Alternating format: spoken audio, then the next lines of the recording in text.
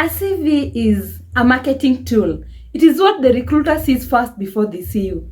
Someone can get a clear picture of the kind of a candidate you are from basically looking at your CV. So if you're doing an ATS CV, which is the one for computers, then you have to take time to write using words that are related to the job description, so that when that machine runs, it can automatically pick your name because it is related to a job.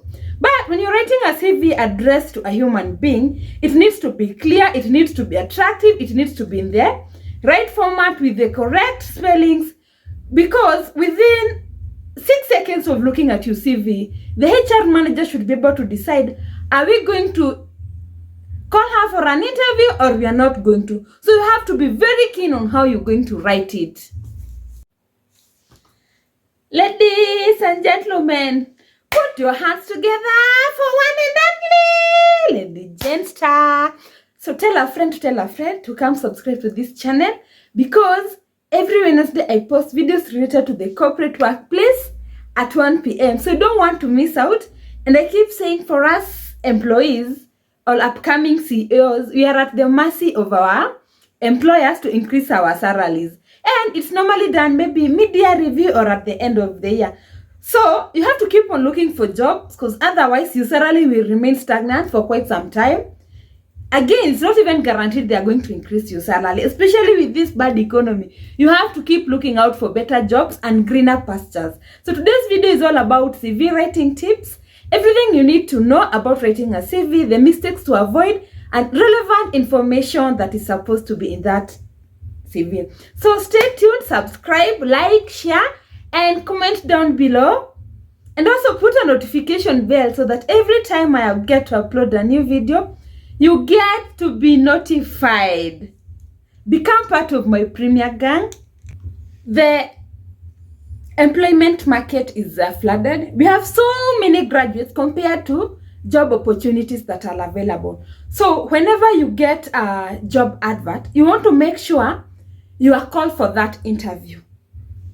And there are two types of CVs. There is one ATS and there is human tailored. ATS is for machines, especially the ones you normally see posted on the career portal. They have the job description, then thousands and thousands of job applicants send applications.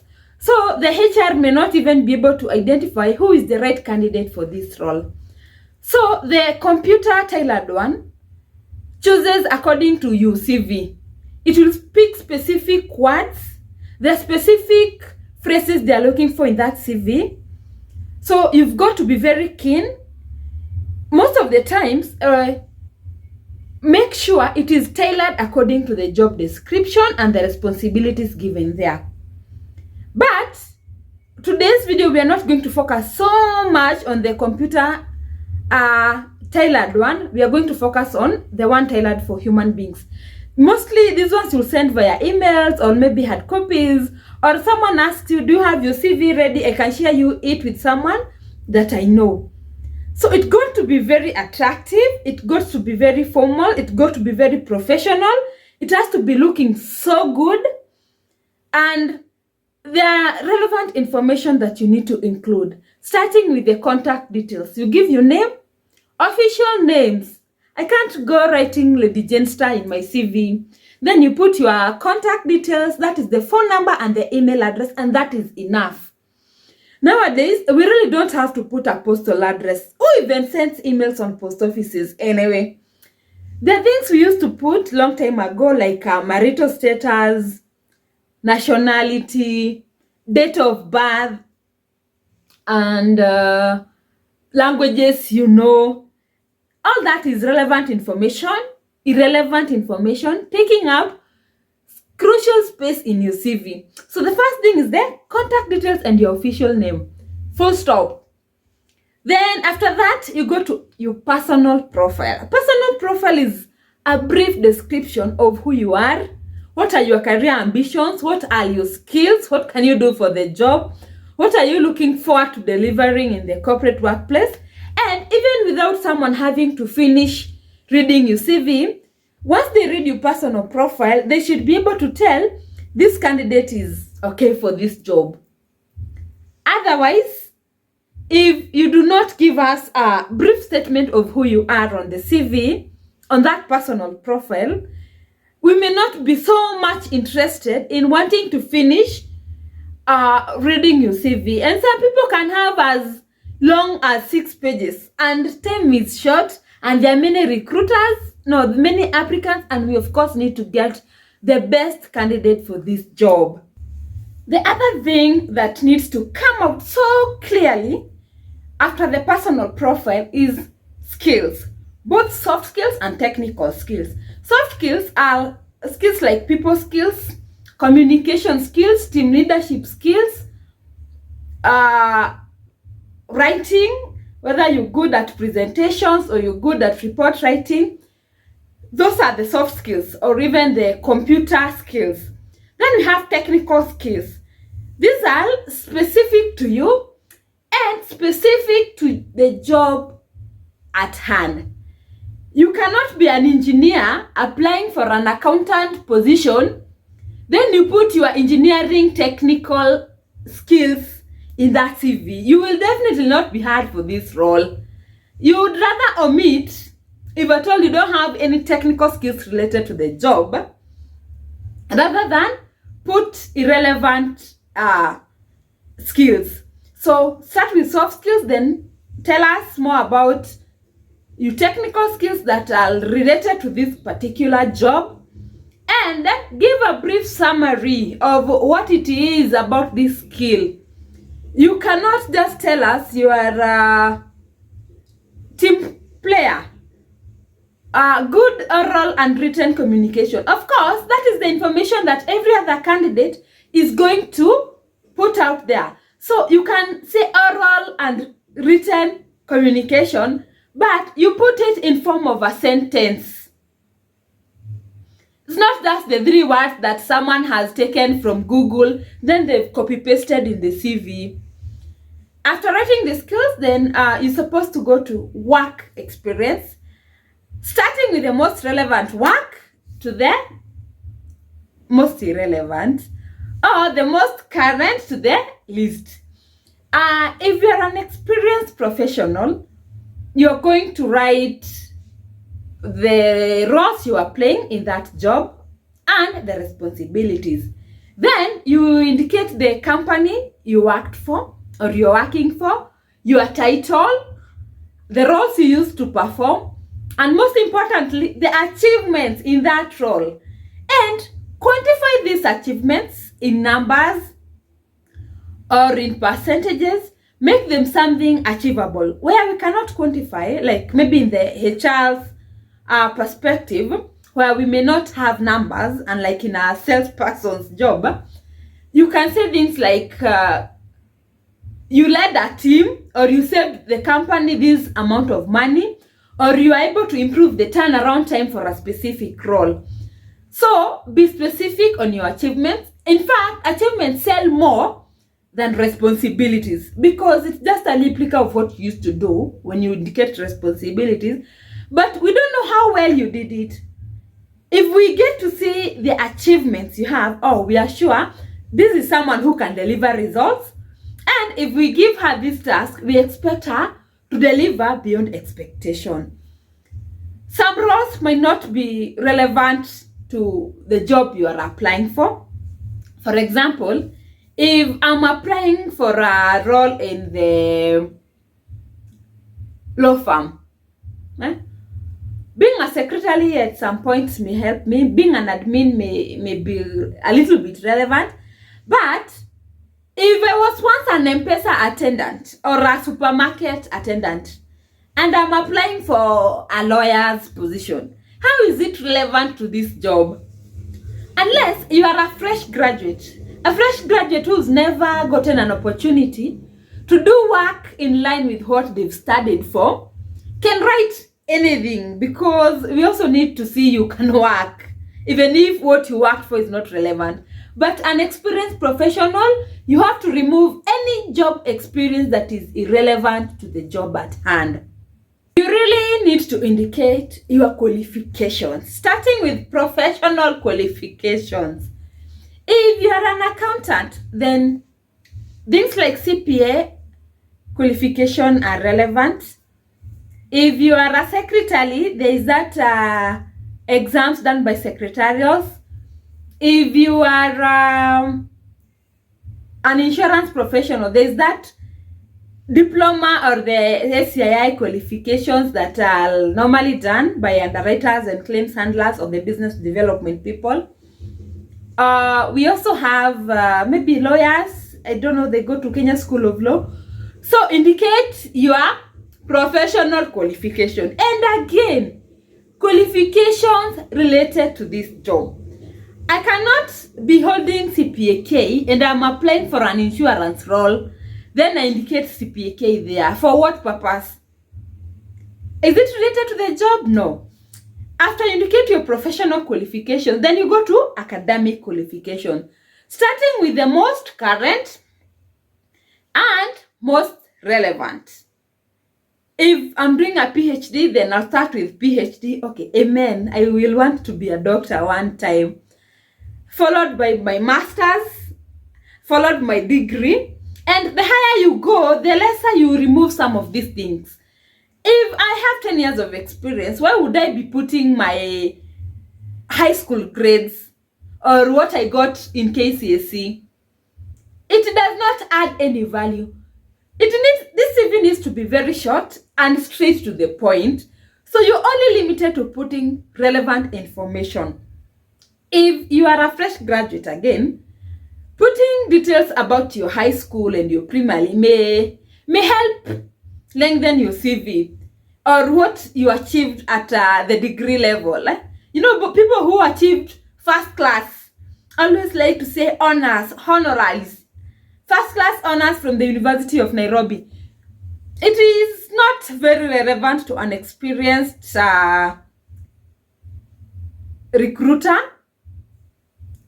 It's only relevant to a fresh and entry-level job. Otherwise, if I already have my master's and with 10 years of experience, it is not about what I studied. It is about what have I delivered in the various places that I have worked. Some additional information that is, of course, relevant to the job and may add value to you. These are things like certifications. Maybe you have a certificate in home management or leadership training you attended somewhere. It's all about conferences you attended. Maybe a product you came up with. For example, if I'm applying for an insurance role, and during my project in campus, I did this insurance project that was taken up by a particular insurance company, then I want to shine with this thing. If I have some certifications like, not the computer packages, nowadays we assume everybody is computer literate, especially someone who has graduated at the diploma or certificate. You must have interacted with computer in one way or the other. So that is not adding any value. It is expected you will have it by default. But things like a seminar you attended, a recognition, maybe you're an MBS holder, maybe the president recognized you at one point, or there's an volunteering activities you went to Turkana, or there's a foundation you ran alongside your career. Then, because besides the academic and professional qualification, every employer would want an all-rounded employee, someone who is a good leader, someone who can be a team player, someone we know we hired her for this particular role, but she can also work in this other role. We know if you're going to hire this person, they are very good at marketing skills. They have very persuasive words. When we need to go do marketing or we need to go see a potential client, then these are the right people to carry along because they have that aura or they have that people skill.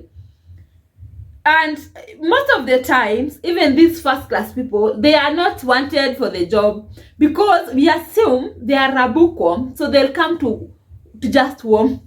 Do we have a career worm?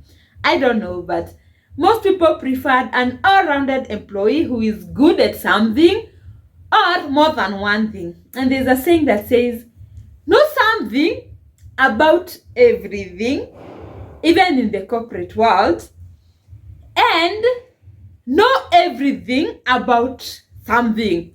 That is where we say Specialize in what you want to do. Do not be holding all manners of qualification. You have CPA, you have insurance, you have law, you have to be specializing in a particular role because you're focused on your career. Otherwise, don't be just someone who sits in, does this course, realizes he's not getting a job for this course, they engage in another 3 months training or an online course. Be specific on the exact thing you want to do with your career. At times, people indicate their hobbies and interests in the CV for one reason or the other. Sometimes to make the CV look longer, and sometimes it's just a formality. It's in the format we've always been used to of writing a CV.